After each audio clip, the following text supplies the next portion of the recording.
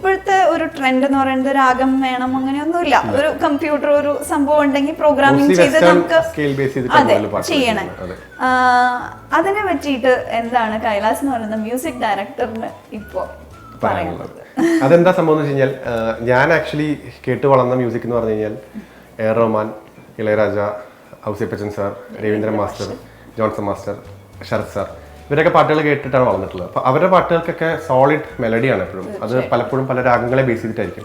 റഹ്മാന്റെ പാട്ടുകളുടെ കീബോർഡ് വായനയെ പറ്റിയായിരുന്നു ഒരു കാലത്ത് എല്ലാവരും പറഞ്ഞിരുന്നെങ്കിലും അതൊക്കെ സോളിഡായിട്ട് ഏതെങ്കിലും രാഗത്തിനെ ബേസ് ചെയ്തുകൊണ്ടോ വളരെ റൂട്ടഡ് ആയിട്ടുള്ള മ്യൂസിക് അതിൻ്റെ അകത്ത് ഉണ്ടാവാറുണ്ട്. അപ്പോൾ ഞാനതിങ്ങനെ പണ്ട് പോലെ ഇങ്ങനെ ഒബ്സർവ് ചെയ്യായിരുന്നു.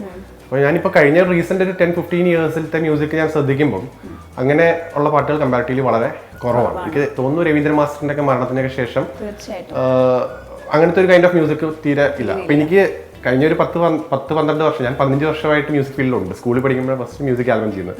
അതെ അതെ അതെ. അപ്പം മുതൽ ഞാൻ നോക്കുമ്പോൾ അങ്ങനെ ഒരു സ്പേസ് ഇവിടെ ഇങ്ങനെ കിടക്കുക, ഒരു സ്പേസ് ഉണ്ട്, ആരും എക്സ്പ്ലോർ ചെയ്യാത്തൊരു സ്പേസ് ഇങ്ങനെ കിടക്കുന്നുണ്ടെന്ന് എനിക്ക് നമ്മളിങ്ങനെ ഒബ്സർവ് ചെയ്യുമല്ലോ.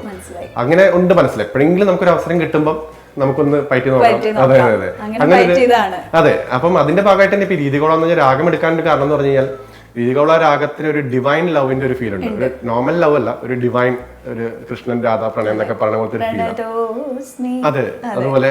അപ്പൊ അതും ശ്രദ്ധിച്ചു കഴിഞ്ഞാൽ രീതികോളയിലെ അവസാനത്തെ ഒരു ഹിറ്റ് സോങ് ഇറങ്ങിയത് കൺകിലറുണ്ടാകുന്ന പാട്ട്. പിന്നെ മുമ്പ് കണ്ടു ഞാൻ മിഴികളിൽ, അഴകാണ് ലക്ഷണം. അപ്പൊ ഇറങ്ങിയ എല്ലാ പാട്ടുകളും വളരെ ഹിറ്റായ പാട്ടുകളാണ്. ഒറ്റ ചാലഞ്ച് എന്ന് പറഞ്ഞാൽ ആ രാഗത്തിന് ഭയങ്കര ലിമിറ്റേഷൻസ് ഉണ്ട്. അപ്പൊ എന്ത് ചെയ്താലും മറ്റു പാട്ടുകളായിട്ട് സിമിലാരിറ്റി ഉണ്ടാവാനുള്ള സാധ്യതയുള്ള ഒരു രാഗമാണ്. അപ്പൊ അതുണ്ടാവാതെ ചെയ്യാന്നുള്ളത് ഒരു ചാലഞ്ചായിരുന്നു. കുറച്ചൊക്കെ അത് വർക്കായി തോന്നുന്നു. കുറച്ചെല്ലാം വർക്കായില്ലേ? എവിടെ പോയാലും ഇപ്പൊ അതാണ്. ഈവൻ ഡാൻസേഴ്സ് വരെ ഇത്രയും ഒരു സ്ലോ പേസ് ആയിട്ടുള്ള പാട്ടായിട്ട് പോലും ഡാൻസേഴ്സ് വരെ അത് ഡാൻസ് ചെയ്യാണ്, കണ്ടംപററി സ്റ്റൈലും ഫ്യൂഷൻ. അതെ, അത് തീർച്ചയായിട്ടും ഒരു പൊൻ തൂവൽ തന്നെയാണ്. ഇനിയും അതുപോലത്തെ നല്ല നല്ല ഇപ്പൊ ഞാൻ പറഞ്ഞ പോലെ രാഗ ബേസ്ഡ് ആയിട്ടുള്ള സോങ്സ് ചെയ്യാന്ന് പറയുന്നത് വലിയൊരു കാര്യം തന്നെയാണ്. പേഴ്സണലി ഫേവറേറ്റ് ആയിട്ടുള്ള കുറച്ച് രാഗങ്ങളുണ്ട്. നമുക്ക് അവസരം വരുമ്പോൾ അങ്ങനത്തെ ഒരു ചെറിയ പ്രശ്നം ഇന്നത്തെ മൂവിക്ക് ചേരുവും വേണമല്ലോ. ഇപ്പോഴത്തെ ഒരു മൂവിയുടെ മോസ്റ്റ്ലി നടക്കുന്ന മൂവിയുടെ ഒരു കൾച്ചർ വെച്ചിട്ട് ഒരുപാട് രാഗ ബേസ്ഡ് സോങ്സ് ചെയ്യാനുള്ള പോസിബിലിറ്റി കുറവാണ്. പക്ഷെ അങ്ങനെ ഒരു സ്പേസ് കിട്ടുമ്പോൾ പക്ഷെ ഞാൻ പറയട്ടെ, ഇപ്പൊ ഉന്നം മറന്ന് തന്നെ പറഞ്ഞ അതില് പോലും ഒരു രാഗമുണ്ട് അല്ലേ? എന്തൊരു ഫാസ്റ്റ് പേസിൽ പോകണം. അതിപ്പോ ഫോർ എക്സാമ്പിൾ ഇപ്പൊ എ റഹ്മാന്റെ കണ്ണും കണ്ണും കൊള്ളയെടുത്താന്ന് അത് ശിവരഞ്ജിനി എന്ന് പറഞ്ഞൊരു സാധാരണ ആൾക്കാർ അത് ഭയങ്കര കരച്ചിലും വിഷമം വരുമ്പോൾ ഉപയോഗിക്കുന്ന അതെടുത്തിട്ടാണ് അദ്ദേഹം. പോസിബിലിറ്റി ഉണ്ട്, വിടരുത് എന്നാണ് എന്റെ ഒരു റിക്വസ്റ്റ് ആണ്, ആരാധിക എന്നുള്ള നിലയ്ക്കുള്ള ഒരു റിക്വസ്റ്റ്. ഫിലിം മേക്കേഴ്സും കൂടെ ആക്ച്വലി അത് അപ്രൂവ് ചെയ്യാനുള്ള ഒരു മനസ്സുണ്ടാവും. ഫിലിം മേക്കേഴ്സിനെ പറ്റിച്ചാൽ മതി, ഇതില് രാഗം മതി. Anyways I M so happy. Sudden growth ആണ് ഉണ്ടായത്, അങ്ങനെ ഞാൻ പറഞ്ഞാൽ ശരിയാണോ? ശരിയല്ല. എന്നാ കഥ എനിക്ക് കേൾക്കണം. അത് ഞാൻ പറഞ്ഞു, ഞാൻ ആക്ച്വലി 15 ഇയേഴ്സ് ബാക്ക് സ്കൂളിൽ പഠിക്കുമ്പോഴാണ് മ്യൂസിക്കാണ് ഫീൽഡിൽ നിന്ന് തീരുമാനിക്കുന്നത്.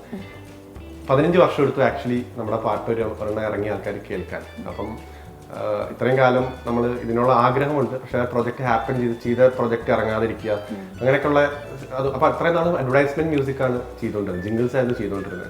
മോർ ദാൻ 1000-1000 ആഡ്സിന് മ്യൂസിക് ചെയ്തിട്ടുണ്ട്.